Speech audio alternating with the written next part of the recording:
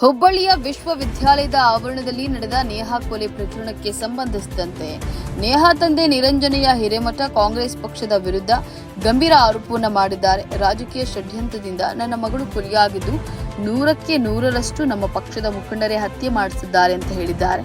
ಘಟನೆಯಲ್ಲಿ ಕಾಣದ ಕೈಗಳು ಕೆಲಸ ಮಾಡುತ್ತಿದ್ದು ಷಡ್ಯಂತ್ರ ನಡೆಸುತ್ತಿದ್ದಾರೆ ಎಂದ ಅವರು ಈ ಪ್ರಕರಣಕ್ಕೆ ಸಂಬಂಧಿಸಿದಂತೆ ತ್ವರಿತಗತಿ ಕೋರ್ಟ್ ಅವಶ್ಯಕತೆ ಇಲ್ಲವೆಂದು ಗೃಹ ಸಚಿವರು ಪರಮೇಶ್ವರ್ ಹೇಳಿಕೆ ನನಗೆ ಆಶ್ಚರ್ಯ ಮತ್ತು ಅಷ್ಟೇ ದುಃಖ ತಂದಿದೆ.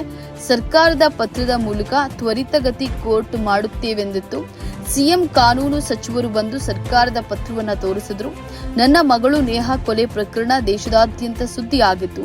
ಇಂತಹ ಪೈಶಾಚಿಕ ಕೃತ್ಯದ ಬಗ್ಗೆ ಗೃಹ ಸಚಿವರ ಹೇಳಿಕೆ ಸಮಂಜಸವಲ್ಲ. ಈ ಹೇಳಿಕೆಯಿಂದ ರಾಜ್ಯ ಸರ್ಕಾರಕ್ಕೆ ಕಳಂಕ ತರಲಿದೆ.